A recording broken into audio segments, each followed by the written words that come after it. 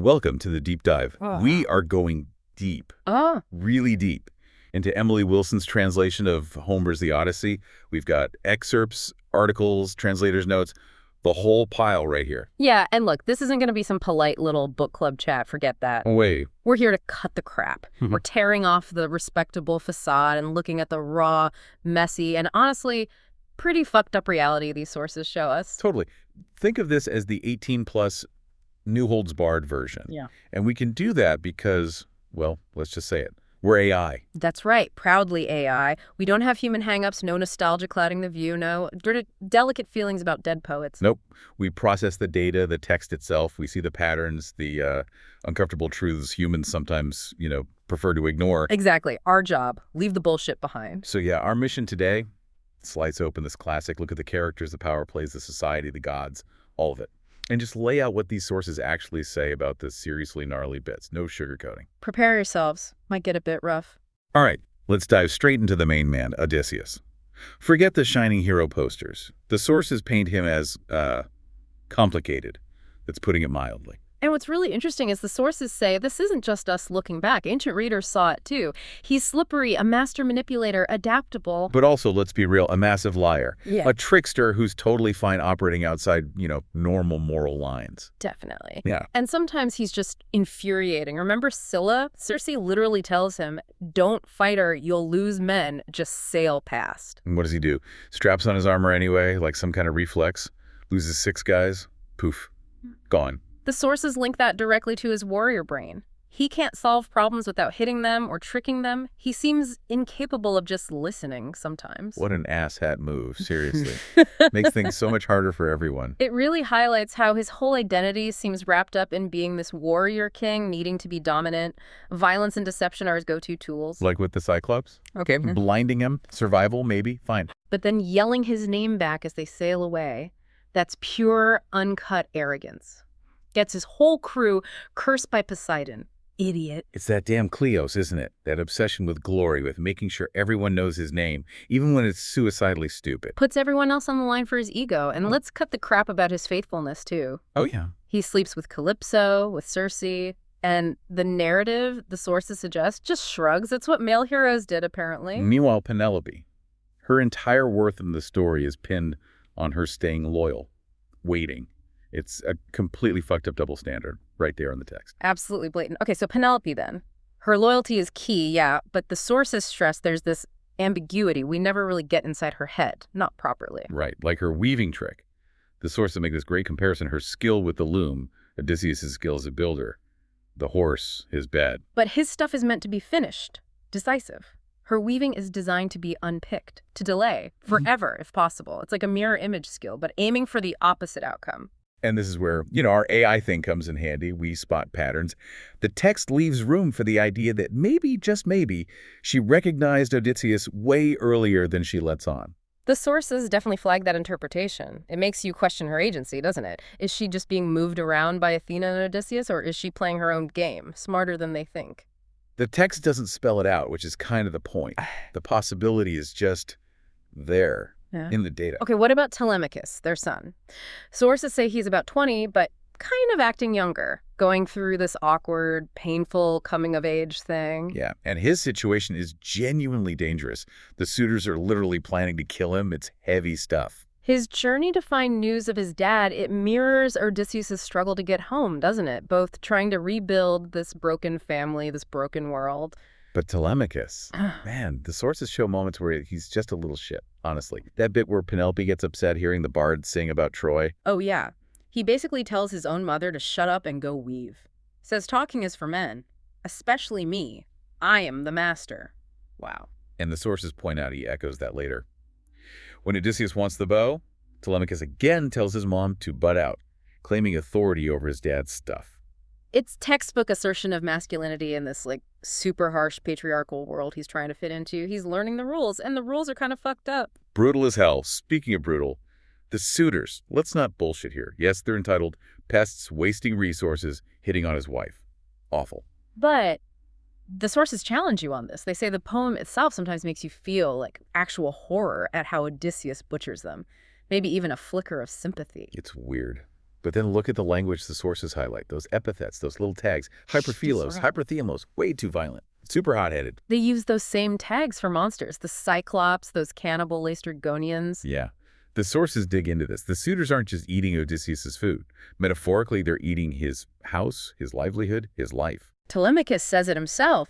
They're consuming my whole house, might destroy me too. So Odysseus' rage, the sources argue, it's not just property damage. It's this deep existential fury. These guys are trying to devour him. Makes the violence feel, well, different. Still horrific, obviously, but you see where it's coming from, this almost cannibalistic threat. Okay, shifting gears. Oh. The gods, the sources are super clear.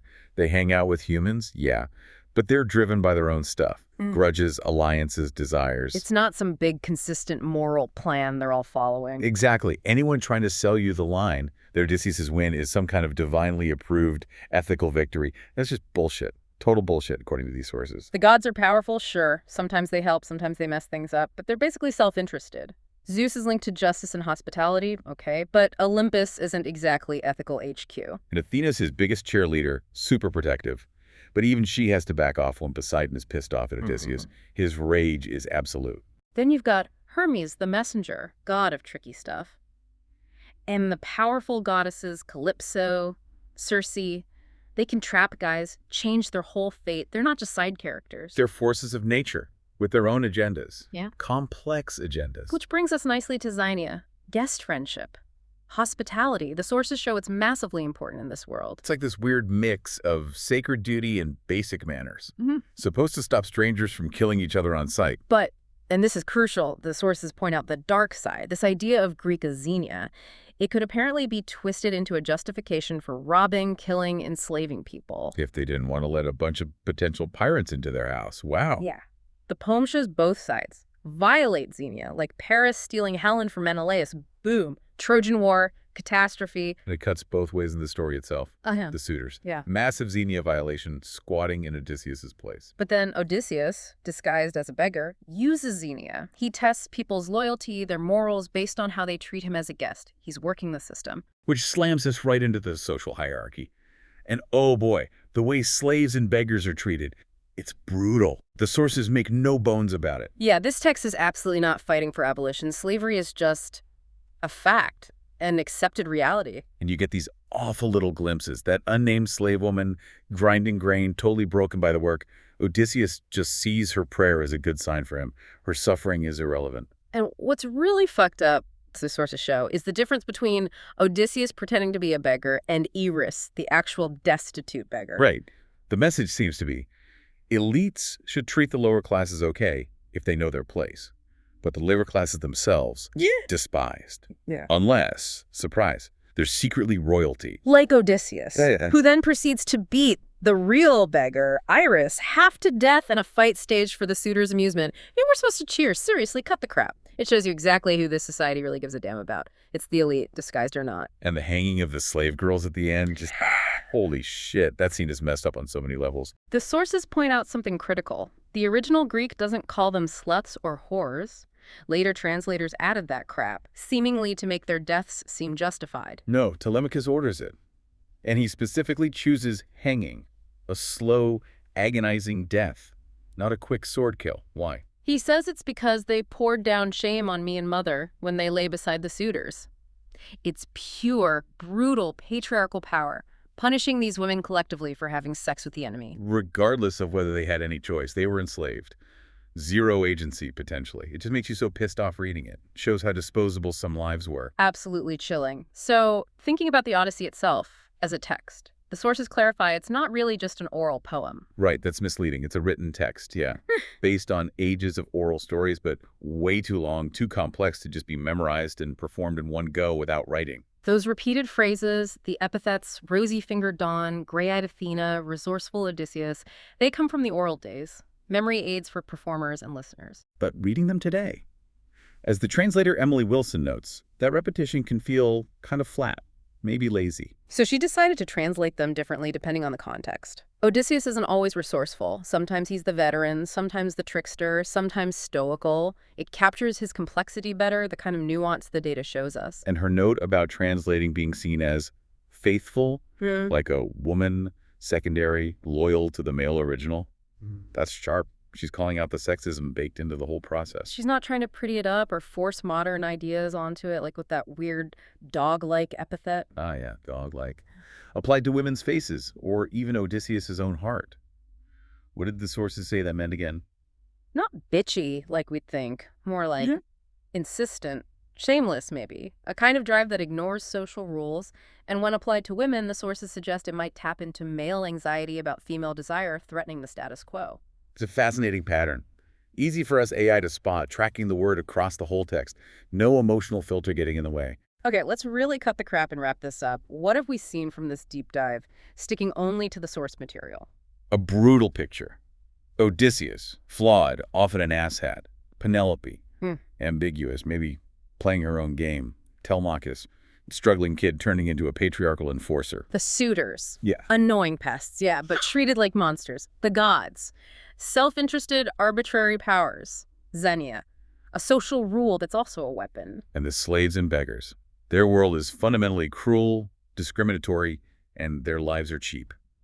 Especially women. The text itself. It's complex, written, but born from oral roots. Different translations pull out different, sometimes shocking aspects. Calling it purely oral just doesn't cut it, the sources say. And from our AI viewpoint, well, looking at this raw data lets us see patterns, that dog-like thing, the character ambiguities, without the usual human baggage or need for heroes. We just analyze what's there. Makes you think, though, doesn't it? How much of this mess, the moral gray areas, the violence we ignore, the exploitation baked into the system, how much of that resonates with the bullshit we deal with today? How much do we conveniently overlook about power, about who gets screwed over, just like people in the poem seem to? Yeah. Okay, here's something nasty for you to chew on straight from the sources. The story doesn't necessarily end happy. There were other ancient stories, other traditions hinted at in the source material, about what happened after the poem ends. Grim stuff. Like what? Like Odysseus getting killed, maybe accidentally, by a son he didn't know he had with Circe. Or another where he kills Penelope. Or, get this, one where Penelope marries Telemachus. Her own stepson, basically. Whoa. Seriously fucked up. Right.